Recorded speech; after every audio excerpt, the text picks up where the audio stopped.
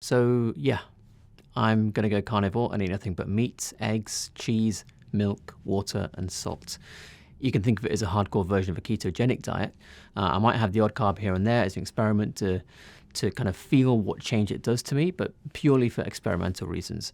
My blood tests will be on screen now for you to pause and take a look if you like. There are a few anomalies on there like testosterone because I was working out just before the bloods were taken, so I'll need to do that again. I'm sure it's not just below normal usually. And these tests were done around 2 weeks after I started being carnivore. Before that, I had a 30-day transition period where I was doing a few days on and a few days off just to get used to the diet. Now, if you're going to do blood tests yourself, then find somewhere that is quick to book, quick to do the test, and also gives the results in just a couple of days after in a very nice and easy to read report.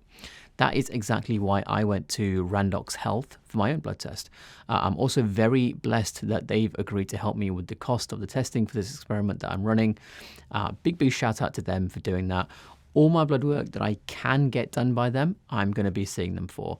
I don't know, maybe I'll see if there's some sort of discount code that they want to organize for all of you in return as well sometime. Already, I have to be honest with you, my sleep has improved a lot. I literally never get hungry. I never feel bloated or stuffed. I never feel tired. I feel like I can just keep going forever with work. And when I was in a transition period where I had a few days on and a few days off on carnivore, in that time, the first time I had carbs and vegetables after a few days of carnivore, I felt stuffed, bloated, heavy, sleepy, all sorts. I used to think that that was normal, and it's really opened my eyes to how much we don't need those things. Carbs are not nutrients, they're just fuels. If we don't have them, the absolute fact is that we can make them ourselves using fats and proteins.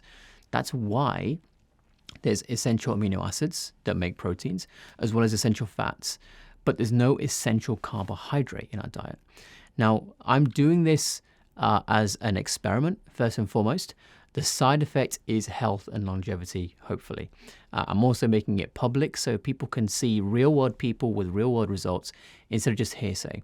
I think Brian Johnson, as much as I admire what he's trying to do, I think he has got it all wrong going vegan. I think that's one of the worst diets imaginable, and it's no wonder that children are literally dying from parents making them vegan. Our brain is made of fats like DHA, which, factually speaking, you just can't get from any plants anywhere. Just think about what that means in terms of what we're designed to eat for a second. Our most important organ that made us the species we are today through evolution wouldn't have grown if we were completely plant-based. You don't have to be a genius to figure that out. No wonder people that avoid meat can have a brain that gets smaller over time. No wonder children that don't have meat, who then get given animal fats, suddenly show an increase in brain function and intelligence. No wonder vegetarians that get given animal extracts suddenly show an increase in cognitive ability too. And this isn't some random opinion, by the way. I mean, these are exceptionally high-quality, randomized, double-blind crossover studies, the highest type of study that you can do. Now, I'm also doing it because if we all go plant-based, we destroy the biodiversity of the earth entirely. If you want to grow vegetation of any kind, you are a slave to the nitrogen content in soil. This depends on the poo from animals like cows being trodden into the ground by other animals like chickens.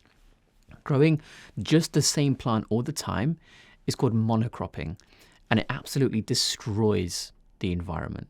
The methane cow farts that I know people go on about, thanks to films like Cowspiracy and The Game Changers, which are full of factual errors, by the way, and I find them both an absolute disgrace that the filmmakers should be embarrassed about.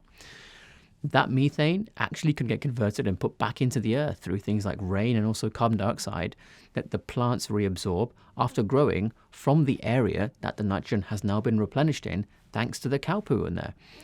Carbon dioxide from fossil fuels is the problem, not from cows. Now, I'm sure a lot of you have heard of the carbon cycle, but there's such a thing as the nitrogen cycle too, and I urge you to look it up. If you take cows out of the ecosystem, then we are doomed, frankly. I'm also doing it to help support regenerative farming that uses these fantastic techniques to bring back soil quality. In a nutshell, getting too deep, this isn't a soil chemistry lesson. You take a very large farm and you put a fence to keep the cows in just one part of it. And the chickens go and push that poo and essential nitrogen into the ground to constantly maintain topsoil quality. And once the cows have grazed as much as they can from that one area and there's not really much grass left to graze, you move that fenced section along and then you work your way around the farm doing that in a sort of clockwise motion.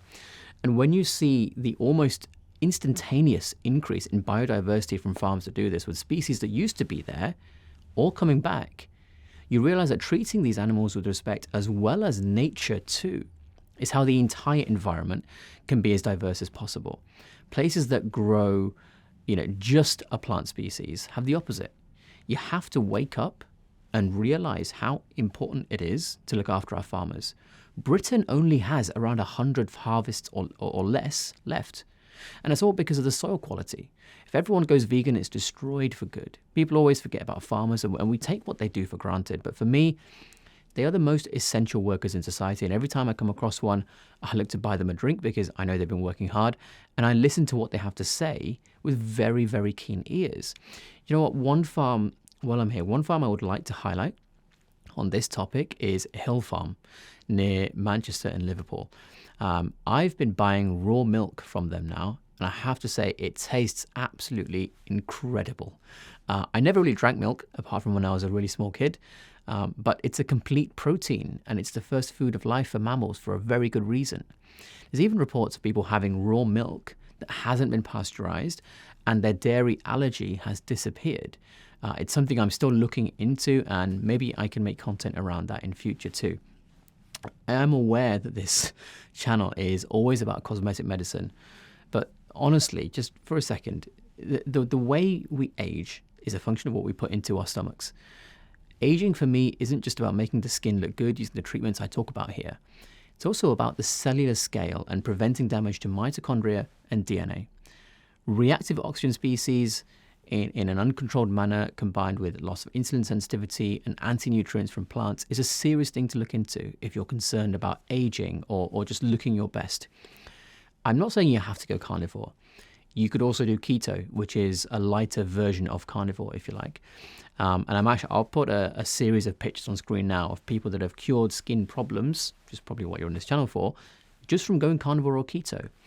And I want you to appreciate from this, hopefully, that the first step to cosmetic treatment is to realize that what you see is just a downstream effect of what's going on in your mitochondria and DNA.